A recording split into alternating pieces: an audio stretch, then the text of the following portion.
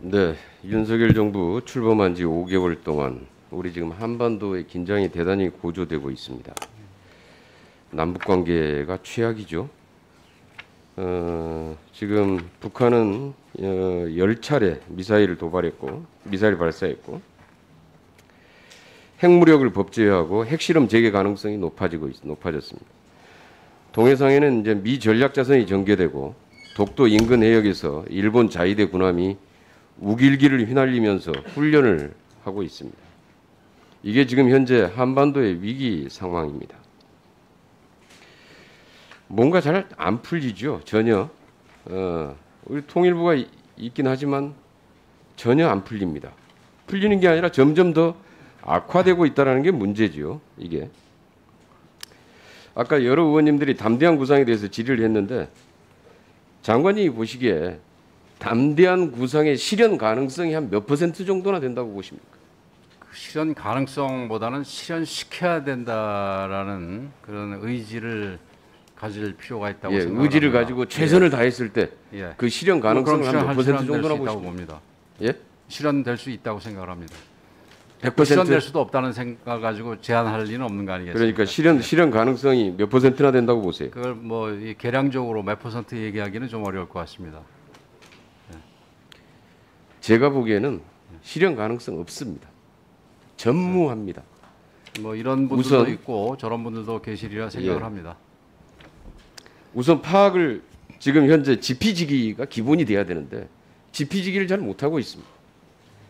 지금 북한이 지금 뭐 어떤 요구를 하고 있고 무엇을 지금 하고 있는지에 대해서 안 돼 있고 그러다 보니까 이런 좀 이렇게 전혀 핀트가 맞지 않는 담대한 구상안을 발표하게 된 건데요. 이 담대한 구상에 대해서 북한의 반응이 대북 정책을 발표하면 아직까지 뭐 썩 좋아한 적은 없었지만은 그렇죠. 그래도 없었지만은 이번처럼 입에 담지 못할 말로 윤 대통령과 이 담대한 구상을 폄훼하고 모욕을 준 적은 없었던 것 같습니다. 그렇죠? 뭐 반드시 그렇지는 않은 것 같습니다. 뭐 아니요, 제가 그래요. 하나하나 담지는 않겠지만 훨씬 더 이렇게 험악하게 반응한 적은 용어를 없었습니다. 사용해서 이 비판을 했던 적도 여러 번 있었습니다. 북한이 뭐 이렇게 이 정도로 험악한 말로 이렇게 반응을 보인 적은 없었던 것 같습니다. 쉽게 말해서 이 실현 가능성이 전혀 없습니다. 지금 북한의 반응을 봐도 그리고 앞으로 봐도 아마 적어도 윤석열 정부 5년 동안에는 실현 가능성은 전무하다라고 보입니다. 그러면은 우리 김경애 위원님, 우리가 북한이 서울을 불바다로 만들어 놓겠다는 얘기를 했었지만 그런 정도로 심한 얘기를 했었지만 그 뒤에 대화가 이어지고 그랬지 않습니까? 그래서 그걸 지금 뭐 단정하기는 좀 이른 것 같습니다. 뭐 좋습니다. 뭐 기대를 하고 가지고 가시는 건 뭐 그건 좋은데 그런데 실제로는 실현 가능성이 없어 보인다. 실현 가능성이 없는 구상을 뭐라고 합니까? 뭐 잘 모르겠습니다. 뭐 허황된 구상? 아니면 담대한 망상? 뭐 북한은 선전 매체에서 그렇게 얘기를 한 걸로 알고 있습니다. 실제로 이게 실현 가능성이 거의 없다라는 게 문제고요. 그만큼 현재 지금 대북 문제를 풀어가는 데 있어서 통일부가 대책을 가지고 있지 않다라는 겁니다. 다 그렇게 보고 있습니다. 그리고 이번에 유엔 총회 연설도 국제사회의 협력을 구할 수 있는 가장 좋은 기회도 다 놓쳤고, 그래서 아예 거기에서 아예 그냥 우리 이 남북 관계, 남북 문제나 그다음에 이 한반도 비핵화 문제 이런 문제들 자체는 아예 논의 자체가 아예 유엔 총회 연설에서도 완전히 빠져버린 거죠. 통일부가 완전히 이건 소외 정도가 아니라 거의 완전히 통일부가 지금 현재 거의 찬밥 취급을 받고 있는 거 아닙니까? 네, 걱정을 해주셔서 고마운데 그 제가 뭐 잘 노력을 해서 그런 일이 없도록 하겠습니다. 그리고 이 핀트를 저희가 못 잡고 있다고 그러는데 이 국정감사가 아마 우리 여 의원님이든 야 의원님이든 그런 거를 지적해 주시는데 가장 좋은 장소가 아닌가. 그러니까 지금 이제 아까 여러 의원님들 해주시면 저희들이 받아들이겠습니다. 했습니다만은 일본 총리도 전제 조건 없는 정상회담 대화 이런 걸 제의하고 있는데 유엔 총회에서 국제사회에 이런 것들을 제기할 수 있는 좋은 기회인데 그런 기회 자체를 아예 활용하지를 못했다. 그리고 뉴욕타임즈하고 윤석열 대통령 인터뷰하는 과정에서 미국 영토 내에 있는 핵무기를 사용해서 북한의 핵도발을 억제하겠다 이렇게 얘기를 했는데 미국의 핵을 사용할 권한이 우리 한국 대통령에게 있습니까? 아마 미국하고 협력을 해서 확장 억제를 통해서 그러면 이 북한의 핵 위협을 협조를 구하겠다. 막겠다 이런 얘기 발언이 그렇게 바뀌어야죠. 표현한 겁니다. 예, 그러니까 이럴 때 발언 하나하나가 미국에서 언론이 그러잖아요. 여기에서 미국 영토 내에 있는 핵무기 사용 결정권을 한국 대통령이 가지고 있나? 이렇게 물어보지 않습니까? 그러니까 이게 발언이 정제되지 못한 거죠. 정확하지 못한 거고요. 이런 문제들을 지적하고 그다음에 이제 문제는 그런데 통일부가 계속 해왔던 일이 가장 이렇게 해왔던 일이 그동안에 이렇게 보면은 통일부가 출범하자마자 지금까지 해왔던 일이 북풍 우리 저기 탈북 어민 북송 사건 북송 그런데 탈북 어민이 아니잖아요. 단순한 탈북 어민 북송 사건이 아니라 집단 살인 후에 도주한 흉악범 북송 사건 이렇게 얘기를 해야 맞죠. 정확하게. 제가 그때도 얘기했습니다마는. 그래서 한번 이번에 합동 그동안에 이 사람들에 대한 합동신문 조사 과정에서 확인됐던 범죄 내용을 간단하게 한번 PPT로 한번 확인해 보도록 하겠습니다. 네. 이 사람이 선장에게 불만을 품고 살해를 모의합니다. 야간 경계 근무 선원 2명을 먼저 도끼와 망치로 살해합니다. 조타실에 자고 있던 선장을 살해합니다. 완전 범죄 목적으로 나머지 13명 선원을 전혀 원인도 이 사람들 죄도 없어 아무런 이유도 없습니다. 불침번 교대서자 그래갖고 한 명씩 유인해서 역시 도끼와 망치로 살해합니다. 그리고 바다에 다 던졌습니다. 그리고 바닷물과 페인트로 증거를 완전히 다 인멸했습니다. 그리고 북한으로 다시 들어갔다가 또 다시 도주에 있다. 한 명이 도주가서 두 명이 다시 도주합니다.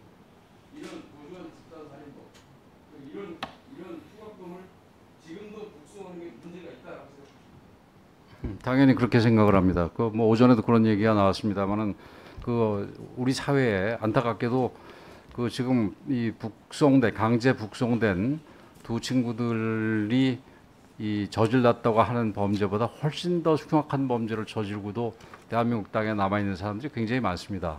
그 사람들을 그러면 다 쫓아버릴 생각인지 어쩐지 모르겠고. 우리 대한민국이 그다음에 제가 말씀을 드리자면은 우리 대한민국이 이런 흉악범 범죄자 도피처인가요? 그리고 이렇게 흉악범들이 실제로 법적으로도 이미 헌법과 난민법, 국제협약, 북한 이탈주민법, 출입국관리법 다 보더라도 이런 사람들에 대해서 어떻게 처리하는지 대충 다 준용을 다 할 수 있습니다.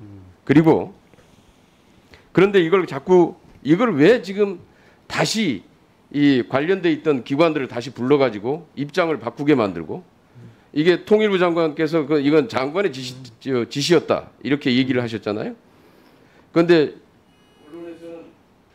평가를 바꾼 것만 제가 얘기한 거지 불러서 조사하고 이런 거는 무슨 다른 데서 제가 고소가 된 걸로 알고 있고 그다음에 지금 여러 가지 법들을 얘기를 하셨는데 그런 법들은 문재인 정부 당시의 법무부에서 이미 그런 법들이 하나도 적용이 안 되고 북한으로 북송시킬 근거가 전혀 없다라는 법률 검토를 낸 적이 있습니다. 그리고 지금 여기 PPT에 띄우신 얘기들을 쭉 봤는데 그 중에서는 좀 소위 페인트 칠해서 이 흔적을 없앴느니 어쩌느니 하는 부분에 대해서는 의문의 여지가 있는 것 같고 무엇보다도 지금 그런 내용들을 지금 이틀 정도 합동신문 해가지고 어떻게 다 알겠습니까? 이게 전례가 전혀 없었던 본인 의사에 반하는 북송을 할 거라면은 최소한 조사라도 한참을 하고 사실관계를 확정하는데도 노력을 들여야 되고 또 법률적으로 판단을 하는데도 상당한 부분 시간이 필요합니다. 근데 그런 거 없이 이틀인가 조사하고 조사 마치고 그다음에 바로 북한에다 연락을 해서 보내는 거가 그러면 김 의원님은 여전히 잘했다고 생각을 하시는 겁니까? 그 사람을 분리신문한 자백 내용이 같고 SI 촉구가 일치하고 자 그렇더라도 아까 오전에도 제가 그 말씀을 했지만 이 지금 애들한테 아주 잔인한 짓을 한 조두순이 무슨 김근식이 이런 사람들도 어쨌든 형기를 마치고 나오면 우리나라에서 살게 할 수밖에 없습니다.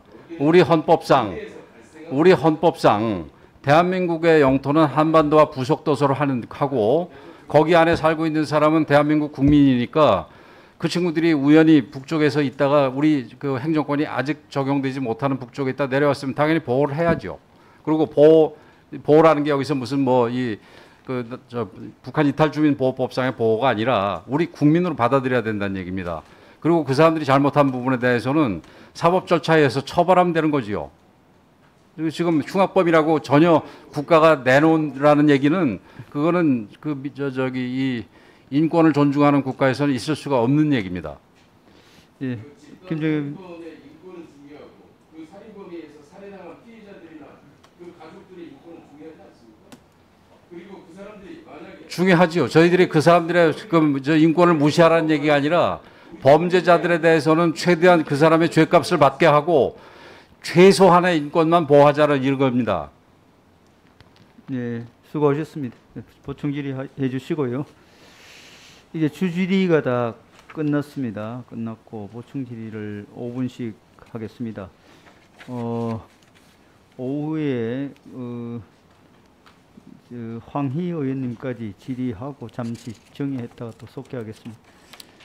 박병석 의장님 질의해 주십시오.